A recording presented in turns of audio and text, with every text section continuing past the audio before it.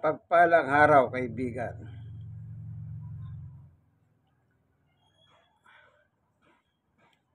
Ito po ang inyong kaibigan kay Jesus, Brother Manny Bautista. Minsan pa tayo po ay nasa programang ang tunay na pagbubunyag ng katotohanan o salita ng Diyos ayon sa banal na kasulatan. Bakit banal na kasulatan ang ginagamit natin kapag ang tungkol po sa Diyos?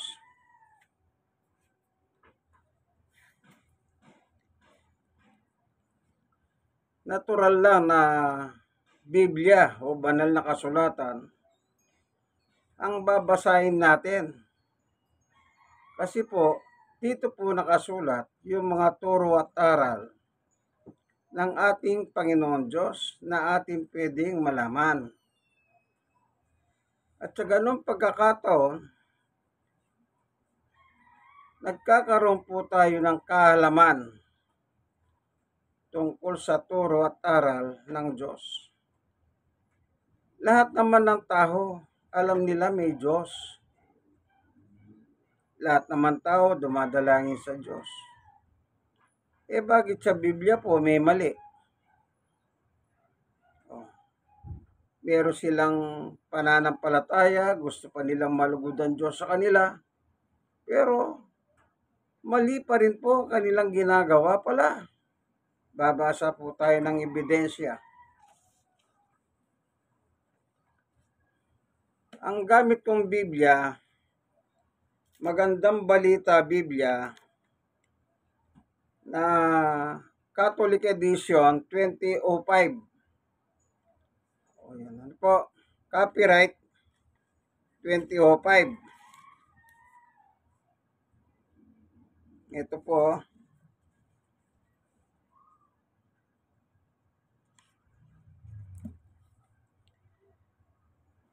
Kaya ito po ang ginagamit natin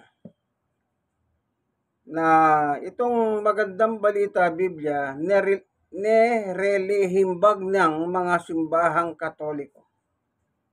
Sila po ang nagpapalimbag nito dito sa Pilipinas, yung Catholic Bishop Conference of the Philippines. Ano po? Kaya babasa po tayo nito, pero bago tayo babasa, tayo muna ay manalangin.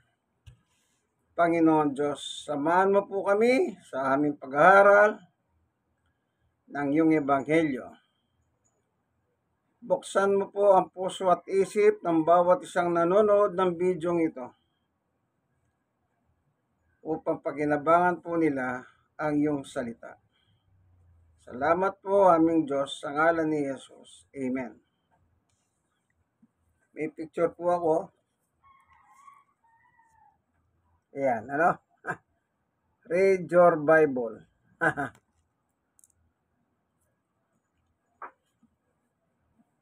Nakalagay po, read the Bible. Follow what is written in it. Ano po? Josue 1:8. Isaiah 34:16. Ikalawang Timoteo 3:15-16. Revelation 1 chapter 1 verse 3. Kung may Bible po kayo, basahin niyo 'yon. O gusto niyo ako na lang ang babasa muna, ano? Josue 1:8. Tingnan nga po natin ano nakalagay doon. Ito po.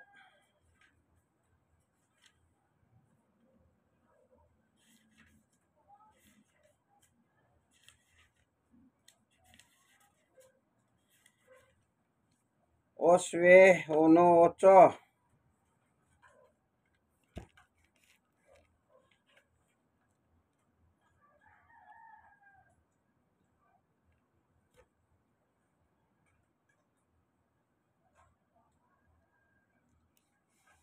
Dali lang po ha.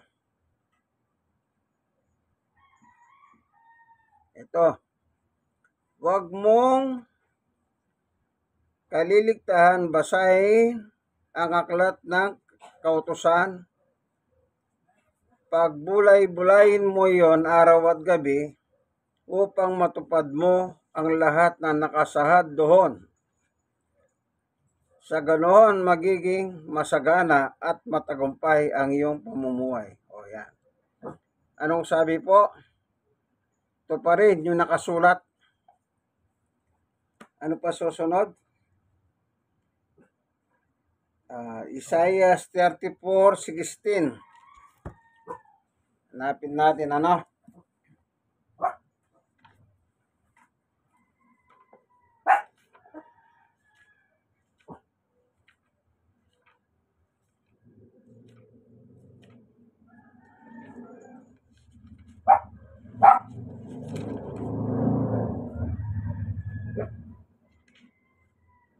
Ito.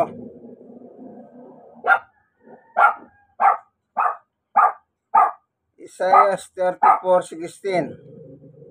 Sa aklat ni Yahweh ay hanapin ninyo at basahin, isa man sa kanila hindi mawawala. Bawat isa mayroong kapareha, sapagkat ito ang utos ni Yahweh at siya mismo ang kukop-kop sa kanila. O sabi niyo po ano? Hanapin at basahin. Okay? Ano naman itong susunod? Ikalawang Timoteo 3:15-16 sa Bagong Tipan.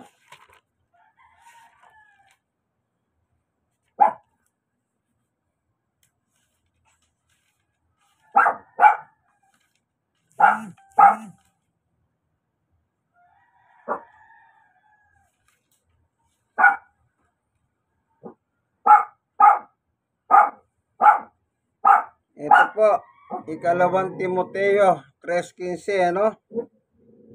Mula pa sa pagkabata ay alam mo na ang banal na kasulatan ay magtuturo ng dahan ng kaligtasan sa pamamagitan ng pananampalataya kay Kristo Jesus. 16. Ang lahat ng kasulatan kinasiyan ng Diyos at magagamit sa pagtuturo ng katotohanan, sa pagtatama, sa maling katuruan, sa pagtutwid sa likong gawain, at sa pagsasanay para sa matuwid na pamumuhay. Yan po ano? So kung may mali, yung Biblia ang babasahin mo, doon ang sagot. Ano po? Isa pa, Pahayag chapter 1 verse 3. Anong nakalagay po rito?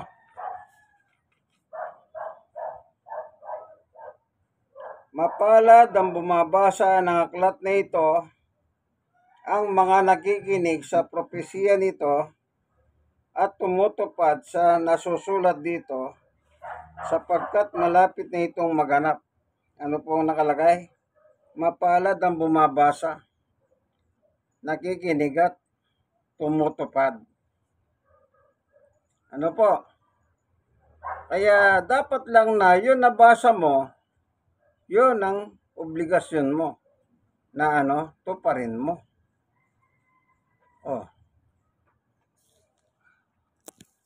So maliwanag po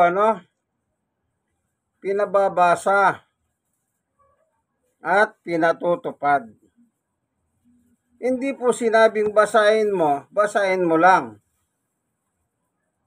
Hindi po nakasulat ang ganon. Ang nakalagay, basahin mo. Yung nabasa mo, tuparin mo. At ang pagpapala sa iyo ay sasagana. Napakaliwanag eh.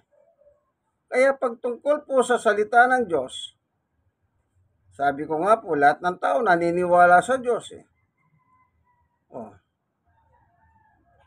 Pati nga si Satanas, tinatawag din nilang Diyos. Ikalawang Korinto 4:4. Sa aking panunod sa YouTube, May mga simbahan si Satanas sa abroad. Biyaya naman ng Diyos, nagpatotoo sila nung sila po ay mapangaralan ng tamang aral.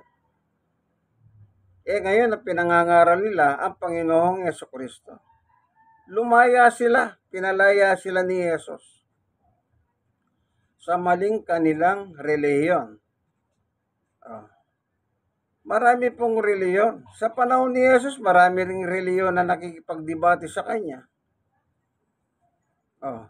Yung iba po, diretsahan talaga nangangaral. Anong sabi niya? Yung inyong napapangaralan, hindi papasok sa langit, kundi may impyerno sila. Isipin niyo po, nangangaral ka, papunta pala ng impyerno. Pero hindi nila alam yun. Si Jesus nagsabi sa kanila na yung pinangangaralan nila. Tingnan po natin sa isang talata. Nung si Jesus po nandito sa lupa at nangangaral. Tingnan natin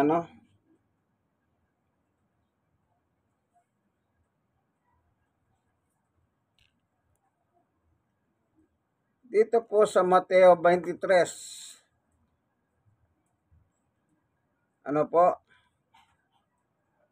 Sabi rito sa verse 1. Pagkatapos sinabi ni Jesus sa mga tao at sa kanyang mga alagad.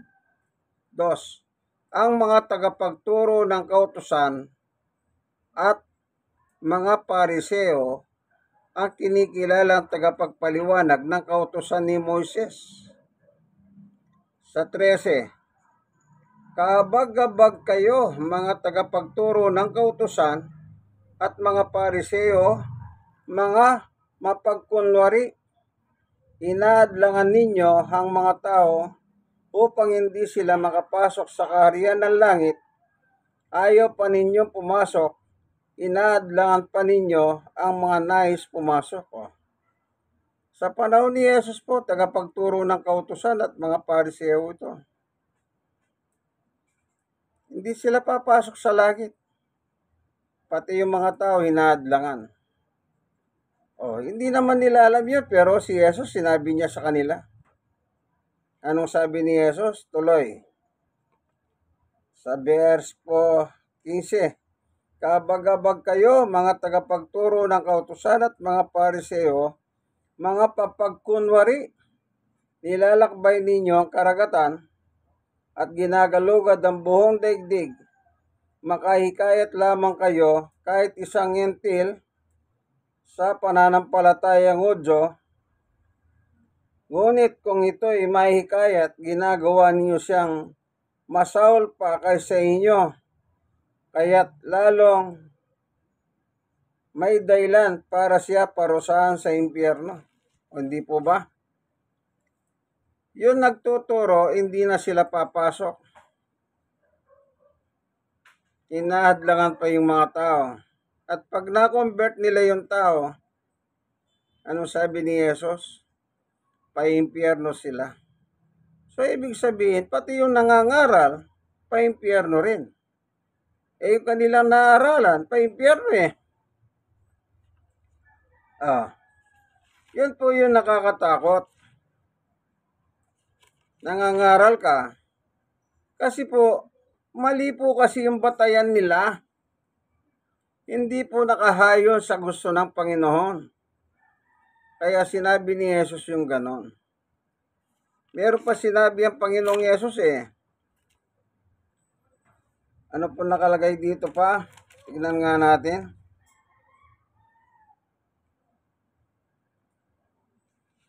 Ito.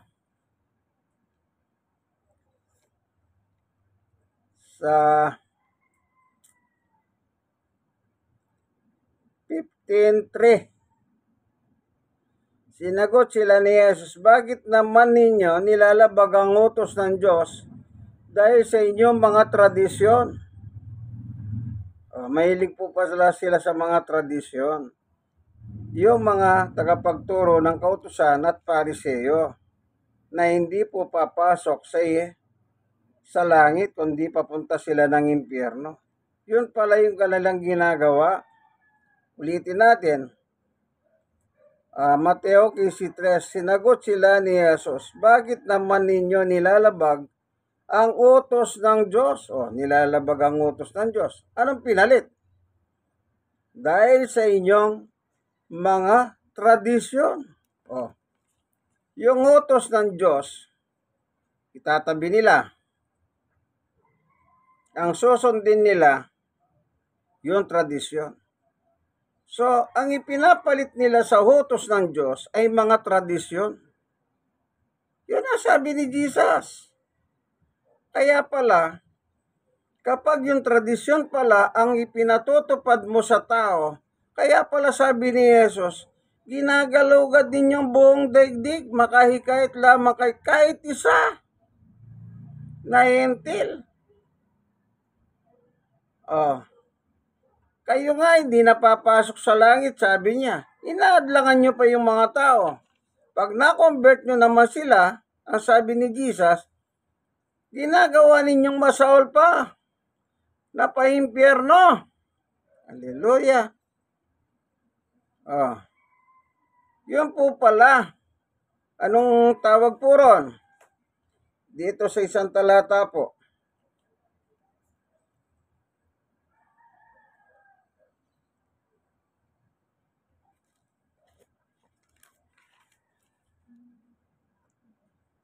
Sa 14.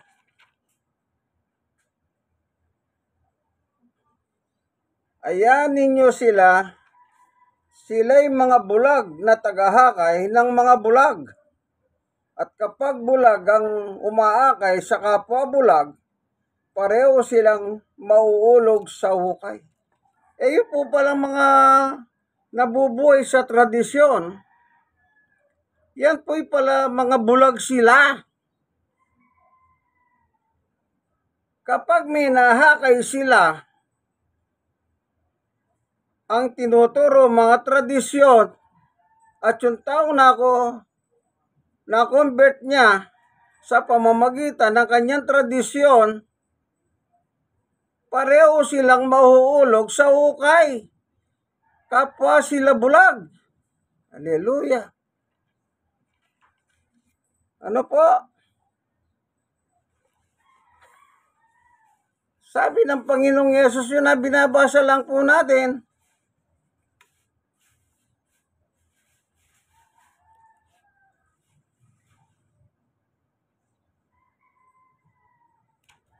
Tignan pa natin Alam nyo, tsaga-tsaga lang po. Marami po tayong matututunan. Pati po ako. Hindi lang kayo, pati ako.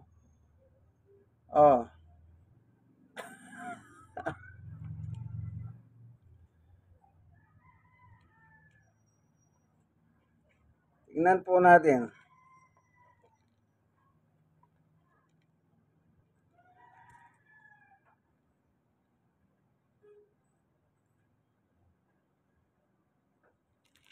Sandali po, Magnify. Kasi po, yung papel nito, yung brown, pag tumatagal, lumalabo rin po, Kaya, tignan po natin, Ito.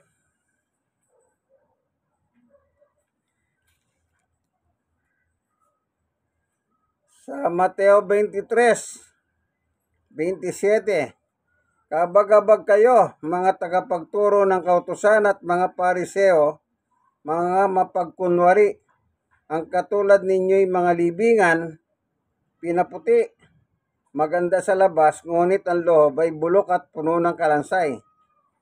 28, ganyan kayo sa paningin ng tao.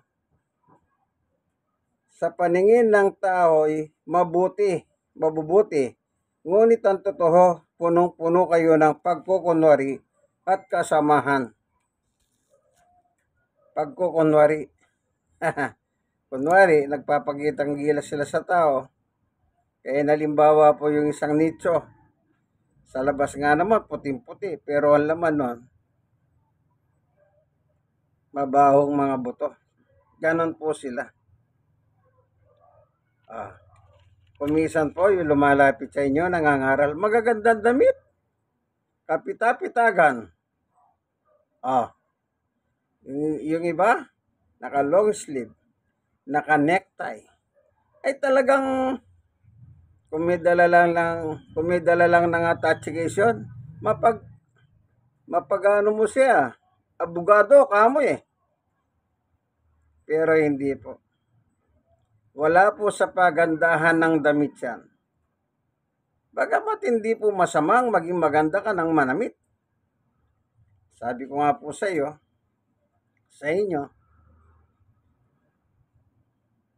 aral. Kaya ako po, pag ako yung lumalabas at nagsishare ng Word of God, normal na damit lang po. Bakit? Kailangan aral. Kaya lagi po ako nagdadala ng Biblia. Okay, yung mga tao nangangaral sa panahon ng Panginoong Yesus, saan sila papunta? Impyerno. Yun po yung hukay. Kapwa sila mahuhulog sa hukay. Ibig sabihin, impyerno. Kaya, ito po yung masakit.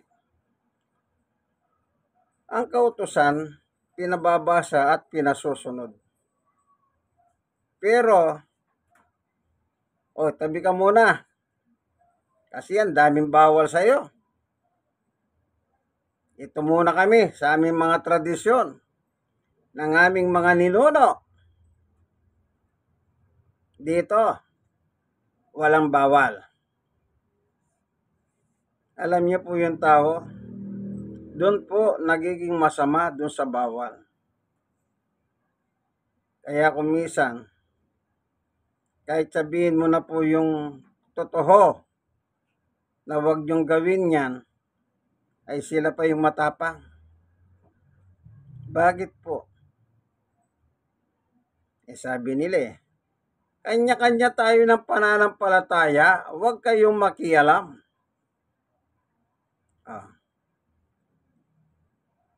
Pero totoo niya, sabi ni Jesus, pangaralan niyo ang mga tao. Basahin nga po natin iniutos ba ni Jesus na pangaralan ng mga tao? Kung hindi lang po inutos ni Jesus na ipangaral ang salita ng Diyos sa mga tao, ba't tayo mangangaral? Hindi yan na lang natin. Mind your own business, sabi nga ng Amerikano. Mind nyo, mind me. Di po ba ganon? Pero hindi po Kailangan po maturuan tayo.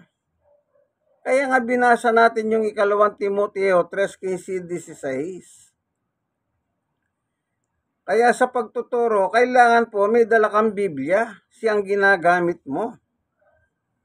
Tignan muna natin, ipinag-utos ba ng Panginoong Hesus ipangaral ang salita ng Diyos? Opo. Babasa tayo ng isang talata.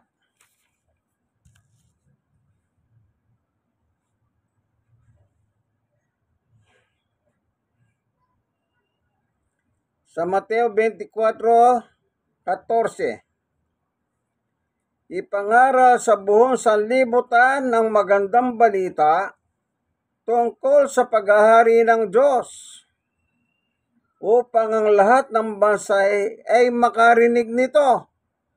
At kung maganap na ito, darating na ang katapusan. Kita niyo po. Ipangaral sa lahat, sa buong bansa, ang tungkol sa paghahari ng Diyos. Alam niyo po, si Jesus po, nang mabautismuhan siya ni Juan Bautista sa Jordan River, nagpasimula po siyang mangaral. Anong sinasabi niya?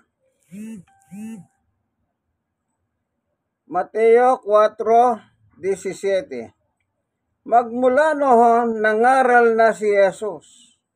Ituro ninyong Magmula noon, nangaral na si Jesus, itinuturo niyang magsisi na kayo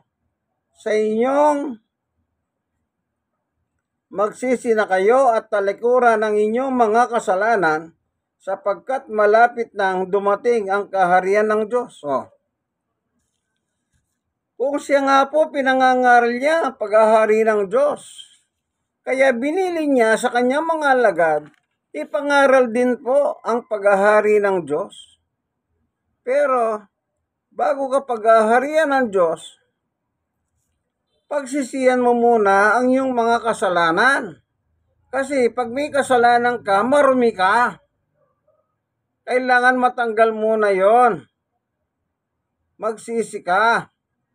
Tanggapin mo si Jesus. Siya po ang maglilinis ng inyong mga kasalanan, ng ating mga kasalanan. Ano po? At paghaharian na po kayo ng Panginoon Diyos. Maliwanag po, sabi ni Jesus, kaya ibinili niya sa mga apostol niya, ipangaral ninyo ang alin? Ang kaharian ng Diyos sa mga tao. Mahirap po ba yon? Hindi po. Kaya sa pangangaral, ginagamit po yung Biblia. Ang layunin ng Biblia, kaya sabi ko po kanina, 2 Timoteo,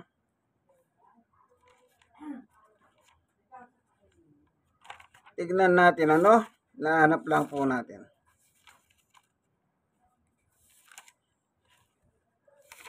Huwag po kayong magalit kung meron mo sa inyong natatamahan, huwag kayong magalit.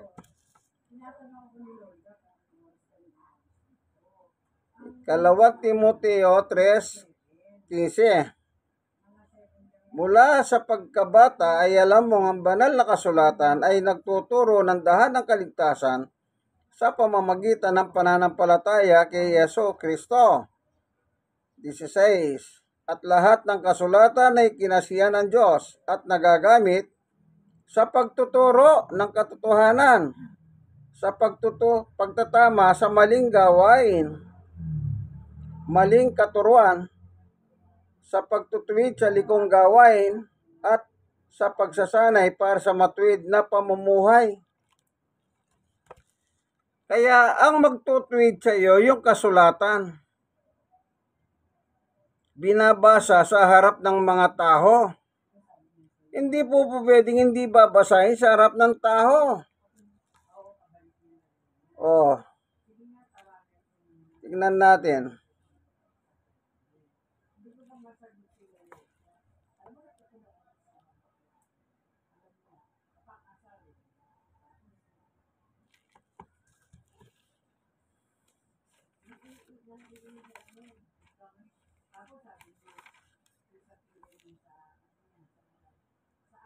Ito po. Sa unang Timoteo naman, 4:13. Sabi ni Pablo kay Timoteo, abang wala pa ako riyan, iukol mo ang iyong panahon sa pagbabasa ng kasulatan sa harap ng mga tao, sa pangangaral at sa pagtuturo. Anong nakalagay po? Sa pangangaral at pagtuturo. 16. Pakaingatan mo ang iyong pagkilos at pagtuturo. Patuloy mong gawin ang mga bagay nito upang maligtas ka, pati na ang mga nakikinig sa iyo. Yun. Maliwanag ang turo ni Pablo kay Timoteo. Basahin mo sa harap ng mga tao. Kaya ako po, nagbabasa ako sa harap ng tao kapag nasa labas po ako. Hindi po ako nagmamagaling na nung isang leader ng simbahan sa harap ng TV, patayin nyo ang mga hilaw, babasahin ko ang Biblia. Paano mo bababasa yun? Papatayin mo yung ilaw. Oh, madilim. Makakabasa ka ba ng Biblia? Yun po ay mayabang.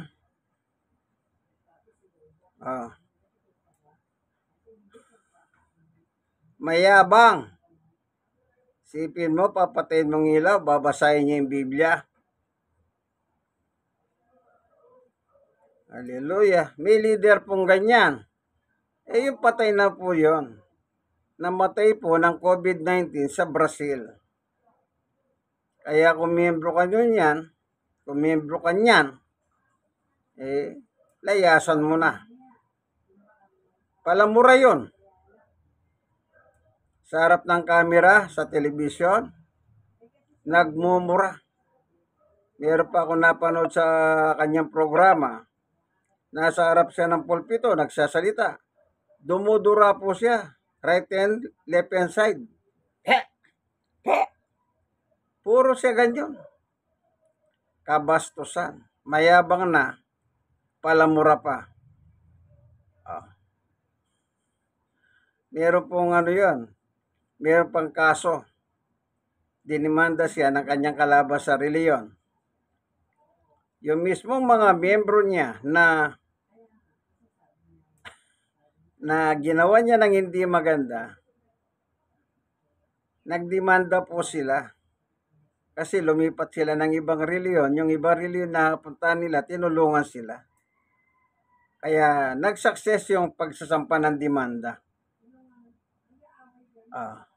Pangahabuso.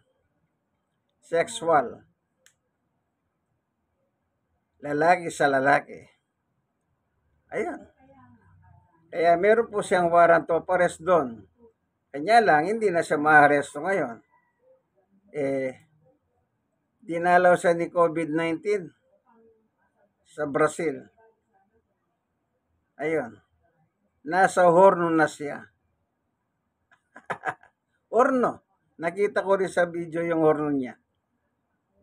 Tsaka yung pangalan niya. Ngayon, wala na po siyang programa. Yung mga napapanood sa kanya, mga dati na pong mga programa yon. Yung mga in the past, ika nga. Mga dating mga nakabidyo, pinalalabas pa rin nila. Sabi ko nga po, magpahinga ka na, hingkong. Magpahinga ka na. Yan po. Okay. Balik tayo sa Biblia. Pinababasa ng Diyos ang Biblia. Anong layunin? Para po may tuwid tayo. Ayun, nakalagay o, binasa ko po. Nagagamit ang Biblia sa pagtutuwid ng maling gawain, maling pananampalataya. To correction. Pag sa sulat po, sa papel, nagkamali ka, hindi ba meron yung puti? Inahalog na ganyan yung anong tawag doon? At yung iba naman, ngayon merong modernong ganon, gaganon mo lang. Matatakpan yung gusto mong burahin. At saka mo nalagyan ng uli ng sulat. Ano po? Itong Biblia po, kaya pinababasa ng Diyos. Pinatutupad. Ngayon, kapag tutupad ka, sabi ko nga po sa iyo, anong sabi? Magkakaroon ka ng mabuting kawakasan. Basahin nga natin muli yung Josue. Unang 8.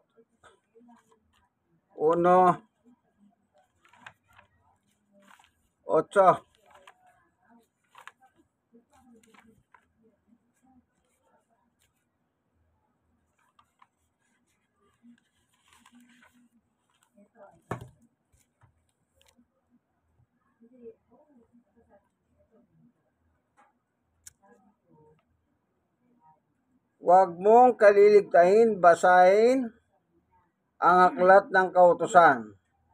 Pagbulay-bulahin mo, iyon araw at gabi, upang matupad mo ang lahat na nakasaad doon. Sa ganoon, magiging masagana at matagumpay ang iyong pamumuhay. Ayun, masagana. Darating po yung mga blessing sa iyo, kaibigan. Kaya po yun, pinatutupad. Yung masakit po, alisin mo yung utos ng Diyos o salita ng Diyos, ipapalit mo tradisyon. Pero ngayon, iba na po ngayon. Meron pa akong babasahin na isa. Bago tayo pupunta sa sasabihin ko pang isa. Dito po sa Exodo chapter 20 verse 6. Meron nakalagay dito. Ngunit ipinadarama ko ang aking pag-ibig sa libong-libong saling-lahi ng mga humihibig sa akin at tumutupad sa aking mga kautusan. Anong sabi ng Diyos? Yung tumutupad ng kanyang utos, sila po ang makakaranas ng kanyang pag-ibig. So, ibig sabihin, pag nilabag mo, wala kang mapapala. Kita niyo po. At saka pag nilabag mo ang utos ng Diyos, yun ay kasalanan. Iniutos niya nga sundin mo, pagkatapos hindi mo susundin. Kaya nga pinababasa at saka pinasusunod. Hindi niya sinabing basahin mo lang at wag mo sundin. Nakita niyo po, sino lang daw po yung makakadama ng pag-ibig ng Diyos? Yung tumutupad. Itinabi mong kautusan ng Diyos, ang pinalit mo, tradisyon. Talagang hindi ka pupunta sa langit niya. Kaya sabi ni Jesus sa mga nagtuturo noon, pa-impyerno kayo, pati yung mga nako-convert ninyo. Ngayon, sa panahon naman natin, tignan muna natin yung tradisyon ba sinasangayunan o hindi. Tignan natin sa Biblia. Kung mapapasin nyo, binabasaan po natin ang Biblia. Kailangan ang Biblia po ang nagtuturo sa atin. Gagamitin to correct our faith.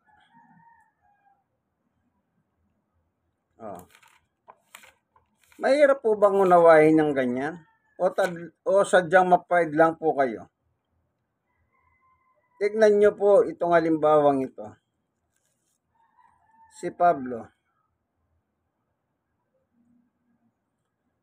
Sa Roma 12:1. Kaya nga mga kapatid, alang-alang sa masaganang habag ng Diyos sa atin, ako'y nakikiusap na ialay ninyo ang inyong mga sarili bilang isang handog na buhay, banal at kalugod-lugod sa Diyos.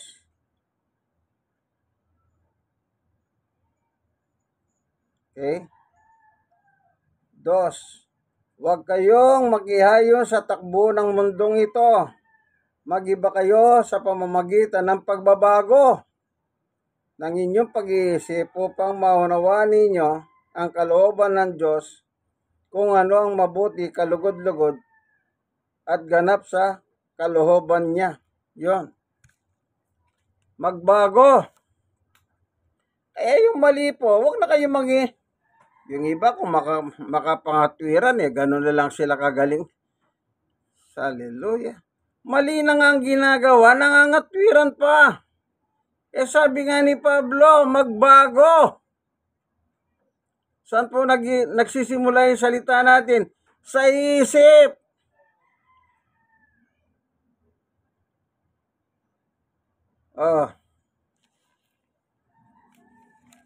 Ito, meron pa siya sinabi, sa Roma 10 naman.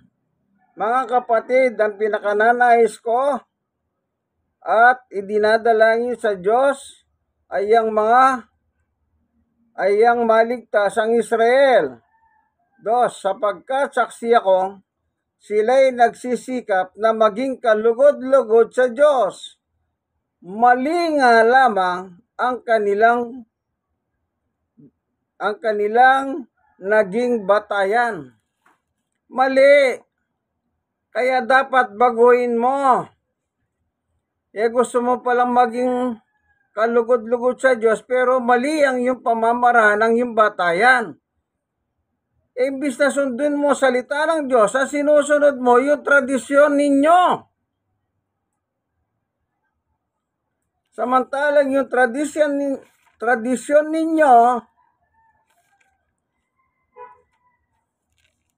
Colosas 2:8, sabi ni Pablo, mag-ingat kayo upang hindi kayo mabiyag ni naman sa pamamagitan ng walang kabuluhan at madayang katuruhan na hindi kay Kristo nagmumula, kundi sa mga tradisyon ng mga tao at ng mga tuntunin ng mundong ito. Hallelujah.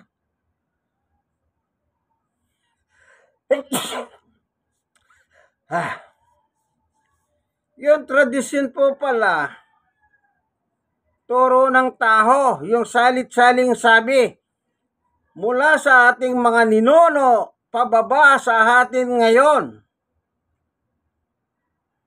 Turo ng taho, hindi turo ni Jesus.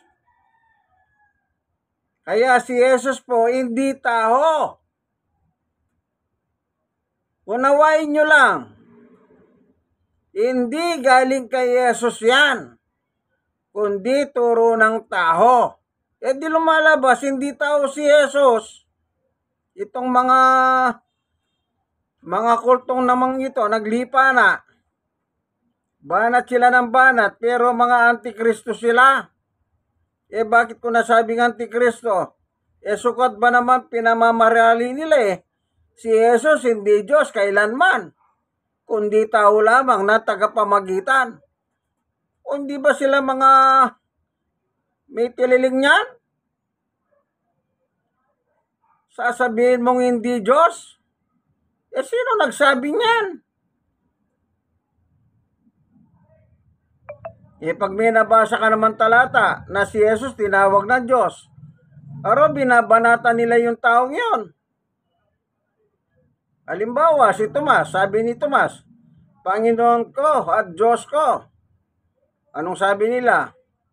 Kasi si Tomas pala-absent sa Bible study kaya wala siyang alam. Pananampalataya ni Tomas yon na si Jesus sa kanya, Panginoon at Diyos niya. Yun na sinabi ni Tomas 1:20-28, Panginoon ko at Diyos ko. Pananampalataya ni Tomas yun. Ito naman mga kulto ngayon, mga antikristo, na yung leader nila patay na rin po. Balita ko, kinamatay nung leader nila, kung ano-ano po mga ayaw po nilang malaman nila yan. Mag-search lang po kayo sa Google. Makikita ninyo anong kinamatay ng leader nila. Manyak pa sa laman yon. Ang dami ring kaso. Pinagtibay ng korte. Hallelujah. Manyak. Matakaw sa laman. Hindi niya asawa, inaasawa niya. Mga asawa ng kanyang ministro, inaasawa niya. May mga kaso po yan, nanalo po yun sila. Talo. Yung leader na yan, na nagsasabing hindi Diyos si Jesus, kundi tao lang. Kaya kung miyembro ka niyan, itiwalag mo na sarili mo. Yung dalawa na banggit ko po, na pareho ng patay yung founder, naglilipatan lang po yan. Ganon ang ginagawa nila. Pag lumipat yung dito, lilipat dito, ang gagawin nito, ipakikita sa video. Eto, membro nito, lumipat sa amin. Pag yun dito naman, lumipat dito, Ang gagawin nito, ipakikita si video. Galing ito dyan, lumipat sa amin. Nagpapakitaan sila ng conversion. Pero pareho lang din po silang mga, yung isa, palamura. Merong kaso, rape, lalaki sa lalaki. Ito naman dito, may kasong rape sa babae na hindi naman niya mga asawa. Kaya mga asawa marami. Oh. Sige nga. Maglipatan kayo. Kaya sabi ko, sige, nasa impyerno kayo pareho. Doon kayo magpatuloy ng debate sa impyerno. Are pa rin ninyo, tatay niyong si Satanas. Siguro, sabi ni Satanas, batok dito, batok doon. Kunwari, nag-aaway pa kayo, mga alipores ko kayong pareho. Bakit? Pareho silang gumagamit ng Biblia, pero ayaw nilang magpatuwid sa salita ng Diyos. Naintindihan niyo po ba?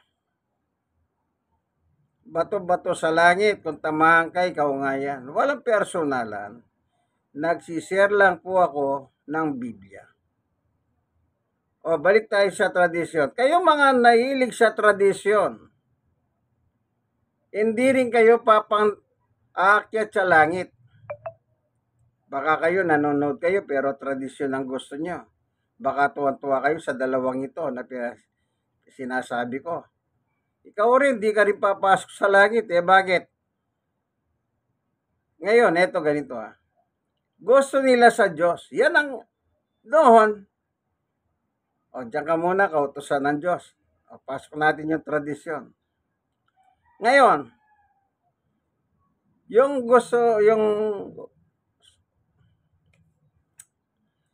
salita ng Diyos, gusto nila, hindi nila tinatabi. Pero, yung tradisyon, pinahalo nila. Hindi rin po papasok yun. Ang gusto ng Diyos, yung kanyang utos sa sundin mo. Accurate yun. Absolutely.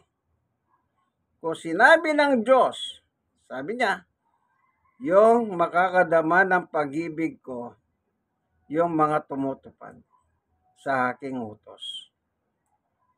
Yung tradisyon, utos ba ng Diyos? Hindi po. Sabi nga ni Pablo, hindi nga gusto ni Jesus yan Gusto yan ng mga tao. Sa tao lang po yung tradisyon. Bago po nagkaroon na sila ng tradisyon. Ngayon meron na po mga tradisyon ng araw na kinokopya lang nila. Si Moises nagpagawa ng gintong baka. Pinag-celebrate nila nung panahon nila. Ngayon di po, mga revolto rin ngayon sineselebrate nila Ano ba pinagkaiba nung kay Moises? Na ginto, gawa sa ginto at pilak, yung baka. Pinagawa ng mga tao. Dahil nagtagal si Moises doon sa bundok, nainip sila. Kaya sabi nila kay ano ba yun, yung kapatid ni Moises? Igawa mo nga kami ng Diyos. Ginagawa lang pala ang Diyos. Kita niyo yung mga sculptor. Hallelujah.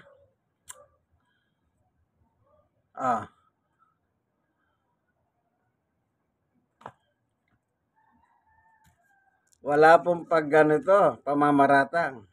Katotohanan lang tayo. Di ba? Kung miyembro kayo niyan, layasan nyo. Maghanap po kayo ng mga born again Christian na nagtuturo ng biblical. Yun lang po may papayo ko sa inyo. Maghanap po kayo. Marami pong mga born again Christian na ang turo po diretso sa Biblia. Kaya sabi ko po, magbasa rin kayo. Kasi utos, magbasa kayo. Tayo. Yung tradisyon po Noon pa yan, Nakopya lang nila ngayon. Yung gintong baka na pinagawa ni Moises na kanilang pinrosesyon, pinapasan, ganyan din po sa panahon natin. Kanya lang hindi ginto. Bakit? Nanakawin eh.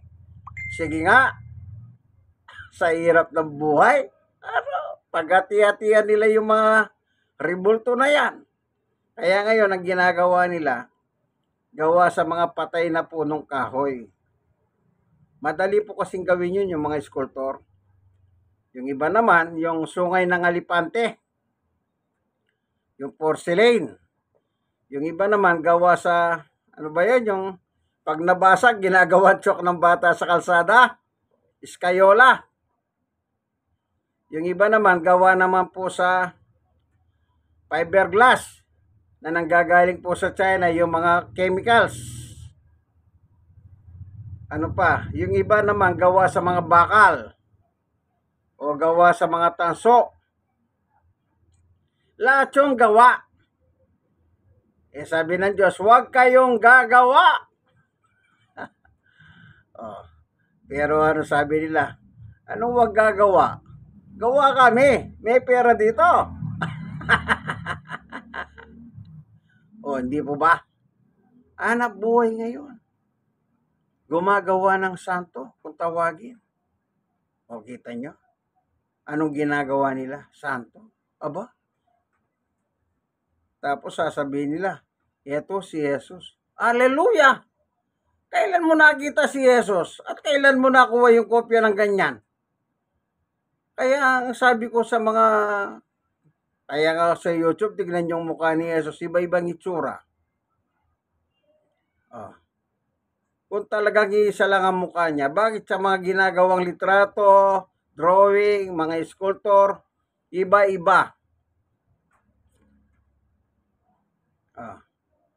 Samantalang sa reality, gwapo si Jesus, so Diyos siya.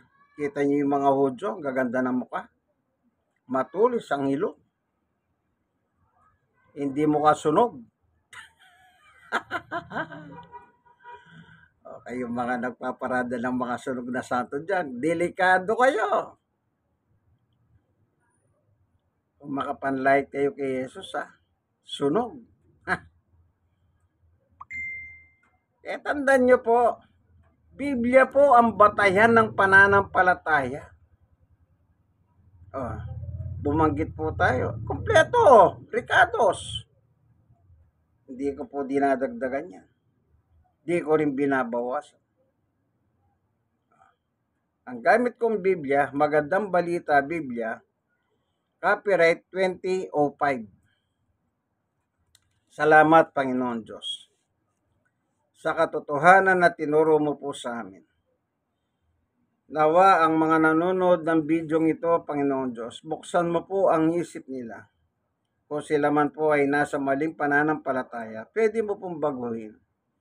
Sapagkat hindi mo po gusto ang tao mapahamak, kundi ang gusto mo ang tao maligtas. Salamat po, Panginoon Diyos, kung may bigat man po sila sa buhay, yun pong paghahanin. Kung meron po silang mga sari-saring karamdaman na hindi na galing-galing, yung pagalingin sila. Tunay nga po sa iyo, Diyos, walang imposible. Maraming salamat po sa iyo, Ama, sa ngalan ni Jesus. Amen. Ito po ang inyong kaibigan kay Jesus in Christ alone, Acts 4:12. Nasa programa po tayo, ang tunay na pagbubunyag ng katotohanan o salita ng Diyos ayon sa Biblia. Maraming salamat po. Hanggang dito na lamang po. God bless us all. God is good all the time. All the time, God is good. Amen? Amen.